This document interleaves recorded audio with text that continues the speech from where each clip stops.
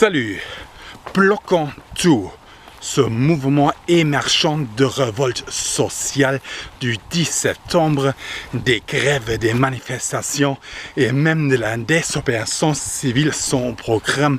Ce mouvement de révolte sociale va sûrement être très rapidement étouffé, que ce soit par les violences policières ou par la nécessité de retourner au travail pour subvenir à ses besoins. Ce sont en effet ces besoins qui sont substitués par le travail et ce travail qui alors devient une nécessité qui nous rend captifs et esclaves de ce système productiviste, qu'il soit communiste ou comme dans notre cas, capitaliste. Or, il y en a trois catégories sociales qui ne travaillent pas assez, semble-t-il, et qui par ce fait ne produisent pas assez de valeurs capitalistes. Ces catégories sont de ce fait libres et détestées pour leur liberté, raison pourquoi elles ne sont jamais suffisamment défendues lors de ces révoltes sociales. Il s'agit des chômeurs RSAistes, des artistes et des handicapés. Moi-même, je fais partie au moins de deux de ces catégories. En effet, comme vous le savez déjà, je suis moi-même artiste plasticien et je touche au RSA. Or, il existe des handicaps qui sont totalement invisibles de l'extérieur. Je pense par exemple à une malformation de valve qui ne se voit pas du tout de l'extérieur. La semaine dernière, j'ai évoqué le sujet des troubles du spectre de l'autisme.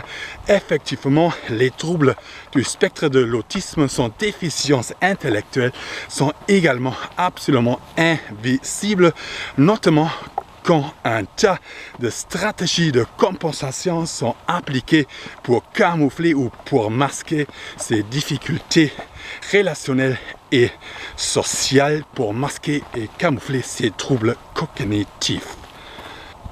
Il s'agit ici, entre autres, des troubles d'angoisse, des troubles de sommeil, des troubles digestifs ou immunitaires. Il s'agit entre autres de phases dépressives, de l'hyperactivité, de synesthésie ou de l'hypersensibilité à la lumière, à la chaleur, au toucher ou au son. Il peut également s'agir de psychorigidité, de comportements ritualisés ou du besoin d'isolement, du besoin de s'isoler, d'être seul pour mieux se ressourcer. Ces troubles cognitifs, ces troubles du neurodéveloppement, ces troubles du spectre de l'autisme peuvent être génétiques et présents dès naissance. Or, ces troubles peuvent également se développer au cours de la vie dû à l'impact des toxines environnementales auxquelles nous avons été exposés lors de notre enfance ou de notre vie prénatale in utérus. J'en ai parlé il y a une semaine. Or, ces personnes ont plutôt une autre perception et expérience du monde, raison pourquoi on parle aujourd'hui plutôt de neurodiversité ou de neurodivergence. Là, depuis quelques semaines, je vous parle donc des toxines environnementales qui peuvent avoir un impact néfaste pour notre santé. Il y a presque un an, je vous ai parlé des effets bienfaiteurs de la nature. J'ai évoqué la naturothérapie et la luminothérapie. Or, dans mon supermarché, dans le supermarché où moi je fais mes courses, je suis récemment tombé sur une fiche qui indique qu'il y a des horaires où ce supermarché baisse l'intensité sonore et lumineuse pour mieux accueillir des personnes neurodivergentes. Bloquons tout, révolte sociale. Ici, il s'agit d'une véritable révolution à mon goût. Je vais vous montrer ça tout de suite.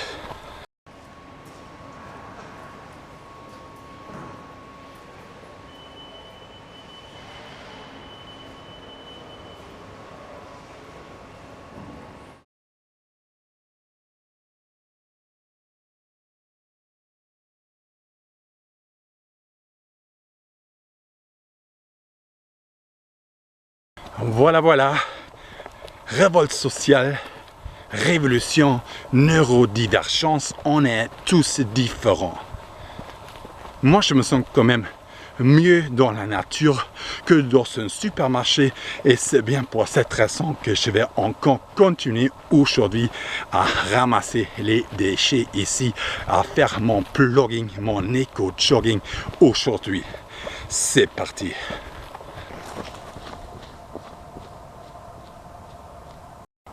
Ok, là il y a un petit animal qui est mort et ça m'inquiète aussi parce que ces derniers jours j'ai également vu une rat, un oiseau et une taupe mort de la même manière, couché comme ça sur un chemin, sans blessure, sans rien.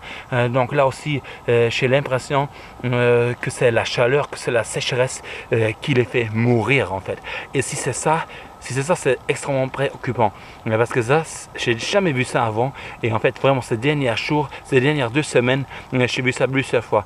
Une rat, un oiseau, une taupe. Et là encore, voilà, ce petit animal, je ne sais pas qu'est-ce que c'est. Je ne sais pas qu'est-ce que c'est, mais voilà, un petit animal mort comme ça, sûrement à cause de la sécheresse, sûrement à cause de la soif, sûrement à cause de la chaleur. Et ça, c'est préoccupant. C'est préoccupant.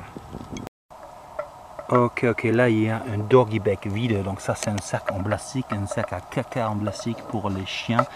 Il y avait juste une personne qui vient de se promener ici avec son chien, je ne sais pas si c'est cette personne-là qui a perdu ça, en tout cas voilà, un doggy bag qui n'est pas utilisé en plus, donc voilà, un sac en plastique qui traîne ici en pleine forêt. Ok, là il y a un bout d'emballage alimentaire, des chewing gum en fait, ça veut dire c'est du alu, ça veut dire ça reflète la lumière, ça fait effet miroir, ça veut dire en fait c'est une source de feu de forêt, voilà. Un papier alu qui vient d'un chewing gum qui est une source de feu de forêt très dangereux, il faut absolument ramasser ça, il ne faut pas que ça reste ici. Ok, là il y a encore des mouchoirs.